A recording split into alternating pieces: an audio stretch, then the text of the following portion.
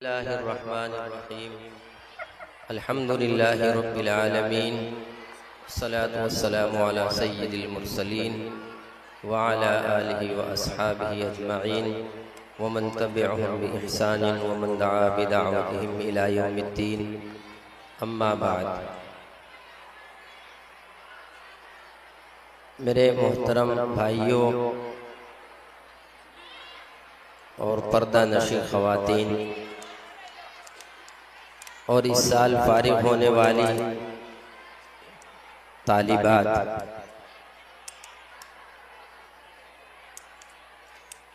मैं सबसे पहले मुबारकबादी पेश करूंगा अपनी उन तालिबात को, उन बच्चियों को कि जिनको आज आलमियत की फरागत की सनद दी जाएगी और उनके सरों पर दस्तार सजाई जाएगी। अल्लाह इन बच्चियों के पढ़ने पढ़ाने को कबूल फरमाए और इनके आलिम होने को अल्लाह इनके लिए भी, उम्मत के लिए भी, पूरे मुआशरे के लिए इस्लाह का ज़रिया बनाए। मुझे 5 मिनट का मौका दिया गया है, मैं अपनी बात 5 मिनट में इंशाअल्लाह पूरी करके अपना पैगाम अपनी ख़ास तौर पर तालिबात तक छोड़ना चाहता हूँ। मेरी फारिग होने वाली बच्चियाँ तालिबात, मैं पहले इनसे मुखातब हूँ। ये बच्चियाँ जो आज फारिग हो रही हैं, अल्लाह का शुक्र अदा करें कि अल्लाह ने उनको एक अपने दीन का और इल्म का एक बहुत बड़ा हिस्सा उन्हें अल्लाह ने आज अता कर दिया। वो आज उलूम इस्लामिया से फरागत की, बुखारी की इंशाअल्लाह सनद लेंगी। मैं अपनी बच्चियों से ये कहना चाहूँगा, तालिबात से, कि वो फरागत का मतलब गलत ना लें। फरागत का मतलब बस इल्म से फारिग होकर चले जाना या इल्म की इंतहा तक पहुँच जाना और एक सनद और डिग्री हासिल कर लेना, ये फरागत का मतलब ना समझें। अपने साथ आलिमा का लक़ब लगवा लेना कि वह आज आलिमा हो गई, ये फरागत का मतलब ना निकालें। सच्ची बात यह है कि हमारी ये बच्चियां आज जो हैं फारिग नहीं हो रही हैं, बल्कि आज इनके सरों पर एक बड़ी जिम्मेदारी की पगड़ी रखी जा रही है। ये जो इनको सनद अता की जाएगी, ये अपने काम से फारिग होने की सनद नहीं है, बल्कि ये इस बात की सनद है कि अब आप आगे बढ़कर मुआशरे में जाकर सही तरीके पर खिदमत अंजाम दे सकती हो। हमने अहले मदारिस ने, जिम्मेदारान ने आपको जो उलूम दिए हैं वो सही उलूम दिए हैं। आपकी जो तरबियत की है वो सही तरबियत की है। दुनिया वाले कि हाँ ये बच्ची वाकई अच्छी तरबियत पाकर आई है और सही उलूम पाकर आई है, अगर दुनिया वाले देखना चाहें तो मदरसे वाले उनको आज एक सनदनामा, एक सर्टिफिकेट दे रहे हैं कि वो दिखा सकती हैं। गोया कि आज आपको जो सर्टिफिकेट दिया जा रहा है वो अगली जिंदगी में काम करने के लिए दिया जा रहा है। आज आपकी जिम्मेदारी घट नहीं रही है, बल्कि जिम्मेदारी आपकी बढ़ रही है। और ये बात में महज अल्फाज ना समझें कि ये एक अल्फाज हैं जिनको कह दिया जाता है कि जिम्मेदारी बढ़ रही है। सच्ची बात यह है कि मेरी ये बच्चियां अपने दिल पर इस बात को लिखें कि वाकई उनको आज जिम्मेदारी दी जा रही है। कह की जिम्मेदारी दी जा रही है, उनको सबसे पहली जो जिम्मेदारी दी जा रही है वो अपनी जात की है। अभी बच्ची ने हमारे मोहतरम जनाब मौलाना तैयब साहब मद्दसिल्लहुल आली की बच्ची जो अभी तकरीर कर रही थी, बेहतरीन मुआद था उस तकरीर का। मैं अभी अपने भाई मौलाना मोहम्मद शाकिर साहब सल्लमहु को यही बात कह रहा था। मैं कहा इस बच्ची की तकरीर के बाद अब किसी मुकर्रिर की जरूरत नहीं, बल्कि हमारे पास शायद हमारी तकरीरों में वो मुवाद ना आ सके और वो बातें हमारी जबान पर ना आ सके कि जो इस बच्ची ने आज कह दी। इसने पूरा एक जिम्मेदारी का जो एक नामा होता है वो पढ़ के सुना दिया।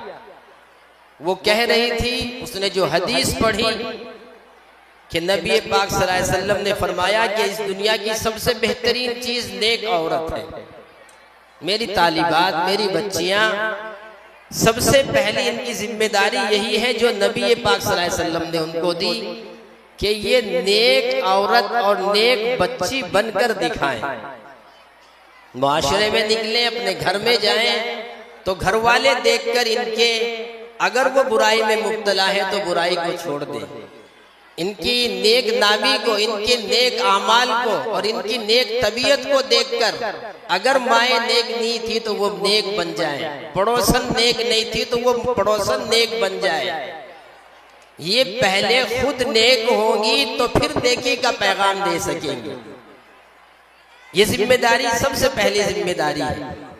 और मैं एक चुटकुला भी हो जाएगा, और चुटकुला मत कहिए, मैं पनाह चाहता हूँ रसूलुल्लाह सल्लल्लाहु अलैहि वसल्लम की एक बात मुझे मेरे उस्ताद मोहतरम आली जनाब हजरत अलहाज मौलाना मोहम्मद नाजिम साहब दामत बरकातुहुल आलिया यहाँ मौजूद है।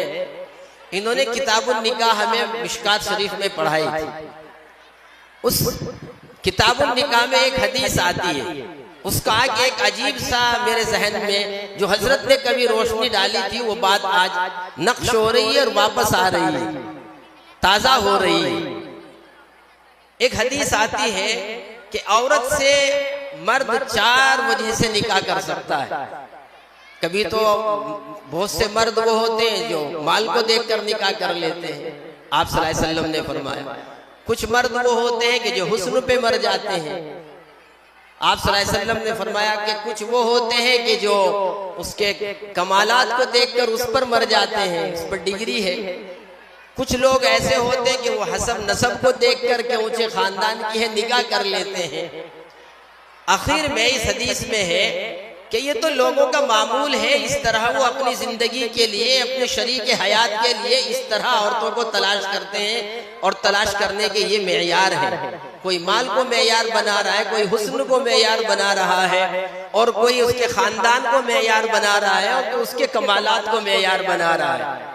आप सल्लल्लाहु अलैहि वसल्लम ने फरमाया मेरा हुक्म ये है कि तुम इन 4 चीजों को मेयार मत बनाना। फज़्कुर बिज़ातिद्दीन, जो दीनदार लड़की हो तुम उसको मेयार बनाना अपने निकाह के लिए।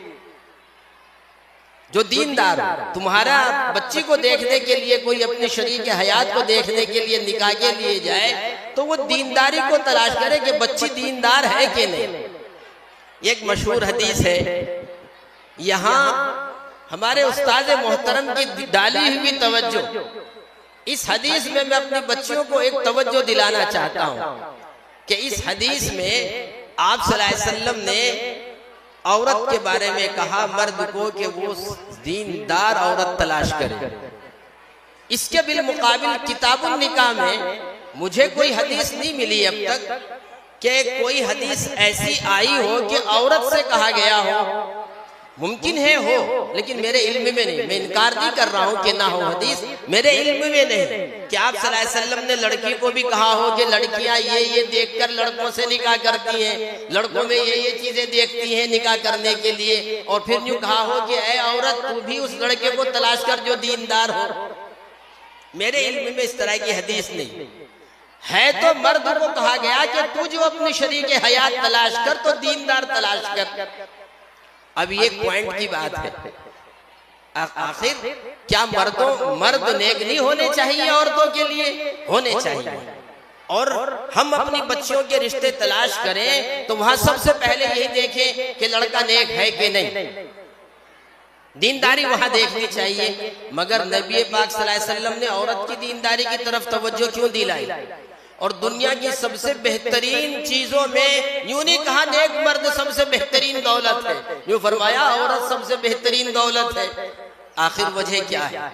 ये इस बात की गम्माज है, इस बात की तरफ इशारा करती हैं ये अहादीस कि मर्द भी दीनदार हो ये भी जरूरी है, मगर उससे ज्यादा कहीं अहम जरूरी है कि औरत नेक हो। अब इसको अगर हम तारीखी एतबार से देखें, पसे मंजर के एतबार से देखें, तो मैं जहां तक अपनी जिंदगी में समझ पाया हूं, मैं तो ये समझता हूं कि वाकई अगर औरत नेक है, उसकी तबीयत अच्छी है और वाकई वो दीनदार है और उसने इरादा कर लिया कि मैं अपने घर वालों को, अपने मैके ससुराल वालों को, अपने रिश्तेदारों को बदल के रखूंगी, तो उसने वाकई इनकलाब बर्पा कर दिया। बात लंबी हो गई, हजरत ने 5 मिनट दिए थे, माजरत चाहता हूं। इसलिए मैं अपने बच्चों से ये बात कह रहा हूं कि वाकई तुम्हारा नेक होना बहुत जरूरी है। आपकी जिम्मेदारी है कि आप यहां से जा रही हो, आपके नाजिम आला जो इस जामिया के नाजिम हैं, उनका भी पैगाम मुझ तक यही पहुंचा कि हमारी बच्चियों को आप ये बात दिल में जरूर डाल दें कि वो बच्चियां नेक बनकर जिए, कामिल ईमान पर जिए, कामिल ईमान पर उनकी मौत हो। बल्कि हजरत के नाजिम साहब के तो, हजरत कारी साहब के अल्फाज तो ये है कि आप इन तक ये पैगाम छोड़े कि वो तौहीद पर मरे। ये बहुत बड़ी बात है, उनका ये बहुत बड़ा पैगाम है, क्योंकि रस्म रिवाज में लाना, शिर्क तक पहुंचा देना और गलत जगहों तक पहुंचा देने में औरत बहुत आगे आगे रहती है। इसलिए हजरत चाहते हैं कि तौहीद पर मरे, तौहीद पर कायम रहें, ईमान पर कायम रहें, अपने मुआशरे की बच्चियों को बताएं कि ईमान कितनी बड़ी दौलत है, इस ईमान को बेचकर किसी गैर ईमान वाले के साथ जाने में कितना नुकसान है, और बेईमानी की जिंदगी तो वो खतरा ही खतरा है, बेअमल जिंदगी भी खतरा है। इसलिए मैं अपनी बच्चियों से खास तौर पर कहूंगा कि नेक और साले बनकर मुआशरे को दिखाओ, ताकि दूसरे लोग भी इन इदारों से जुड़ सके आपकी जिंदगियों को देखकर। कहीं ऐसा ना हो कि यूं कहने लगे कि हमारी बच्ची अच्छी है, वो आलिमा बनकर आई थी, देखो क्या क्या कर रही है। कहीं ऐसा ना हो जाए कि लोग यूं कहने लगे हमें मौलबन नहीं चाहिए, हमें आलिमा नहीं चाहिए, हम तो गैर आलिमा ले लेंगे। वो आई थी, उसने ऐसा पूरे घर को खराब करके रख दिया।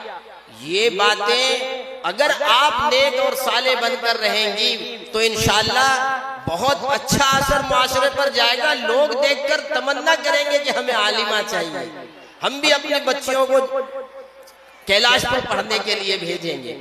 आपकी जिम्मेदारी है कि आप जहां भी रहें इस्लाह का काम करें और मेहनत से करें, चाहे आपको कितनी गालियां सुननी पड़े, शोहर की तरफ से कितनी सख्तियां झेलनी पड़े, अगर इरादा कर लिया तो इंशाअल्लाह ये मुआशरा सुधरेगा। एक छोटी सी बात कहकर बात को खत्म कर रहा हूँ। हजरत मौलाना अबरारुल हक साहब रहमतुल्लाह अलैह की एक किताब मैंने पढ़ी है, उसमें एक वाकया हजरत ने लिखा। उनकी एक शागिर्दा थी, तो वो शागिर्दा तो नहीं थी, हजरत से मुरीद थी। हजरत तो औरतों को नहीं, गालिबन नहीं पढ़ाते थे, वो मुरीदा थी हजरत की, तो उनके हाथ पर बैत किया होगा। जब उसके रिश्ते की बात आई तो उसके घर वालों ने मालदार घराना तलाश कर लिया और मालदारी के नशे में ये देखा नहीं कि वो बच्चा कैसा है, उसका घराना कैसा है। बच्ची वो हजरत की तरबियत से नेक बन चुकी थी, उसकी तबीयत अच्छी हो चुकी थी। उसे पता लगा तो उसने माँ बाप के किए हुए रिश्ते का इनकार नहीं किया। हजरत लिखते हैं कि वो मेरे पास आई और आकर मुझसे मशवरा करने लगी कि हजरत एक तरफ शरीयत का हुक्म है और एक तरफ माँ बाप का किया हुआ रिश्ता है, किधर जाऊं? माँ बाप ने जो रिश्ता किया है तो वो बेदीनी का घर है और शरीयत कहती है कि दीनदार घराना देखा जाए। क्या करूं? माँ बाप का फैसला ठुकरा दूं, इस रिश्ते को ठुकरा दूं, अच्छा रिश्ता मैं खुद देखूं या माँ बाप से कहूं? हजरत ने कहा कि नहीं, जहां तुम्हारे घर वाले रिश्ता कर रहे हैं उसे कबूल करो। कि हजरत फिर मैं कैसे जीऊंगी उस बेदीनी के माहौल में, मैं कैसे जीऊंगी? हजरत ने फरमाया कोई बात नहीं, जितना मैं कह रहा हूँ उतना। सच्चा वाकया हजरत ने अपनी जिंदगी का लिखा।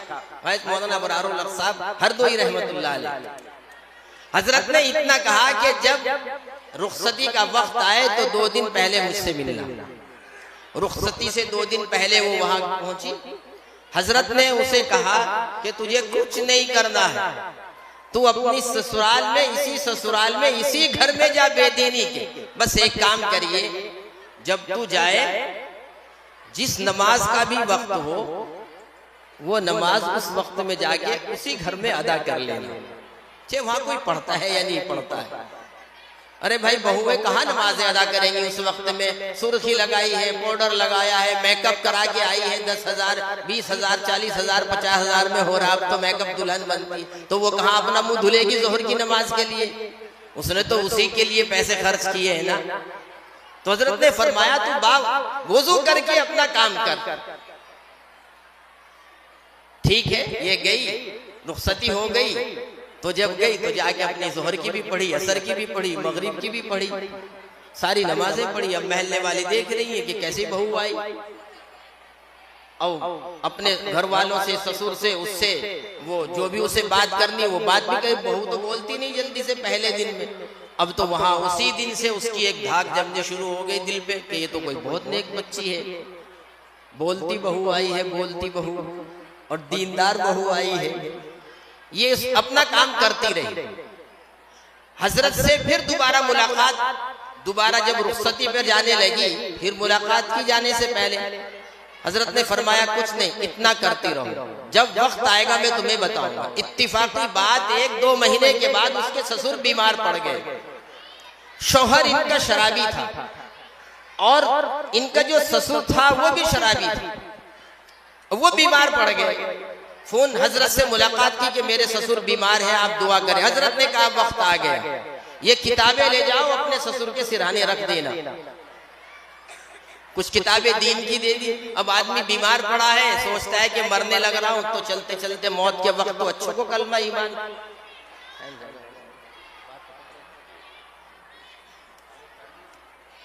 बस 2 मिनट के बाद बात खत्म कर रहा हूँ, वाकया पूरा कर लो। बच्चियों को सुना रहा हूँ ताकि उनके काम आ जाए। तो हजरत ने कहा किताबें रख दो। किताबें रखी तो उसे लगा कि मैं मर जाऊंगा, तो उसने किताबें पढ़नी शुरू की। तो आखिरत की याद आने लगी, अल्लाह की पकड़ की फिक्र होने लगी। तो वो आखिरी वक्त में अपने तौबा कर बैठा, तौबा कर ली उसने। वो किताबें पढ़ता रहा, तौबा करता। अब उसने सबसे पहले इसकी सास को कहा, वो नमाज पढ़ने लगा तो उसने अपनी अहलिया को नमाजी बनाया। इत्तिफाकी बात वो सेहतयाब भी हो गया। लंबा वाक़या हज़रत ने लिखा। फिर माँ बाप ने मिलकर बेटे को नेक बना दिया। फिर उनका पूरा घराना, हजरत ने लिखा किस तफसील से वो पूरा घराना नेक बन गया। ऐसे मुजाहिदों के साथ, ऐसी सोच, सच्ची सोच और सही सोच के साथ लड़ना झगड़ना नहीं, बहुत दूर अंदेशी के साथ इनको इस्लाह करनी है। ये अपना पैगाम समझे, अपनी जिम्मेदारी समझे, इनकी बड़ी जिम्मेदारी है। इनके हाथों से नस्लें तैयार होगी, उनको भी तैयार करने की जिम्मेदारी है। अल्लाह इन बच्चियों के इस फारिग होने को मुबारक फरमाए और पूरे मुआशरे के लिए, उनके वालिदैन के लिए मुबारक फरमाए। व आखिर दावाना अल्हम्दुलिल्लाहि रब्बिल आलमीन।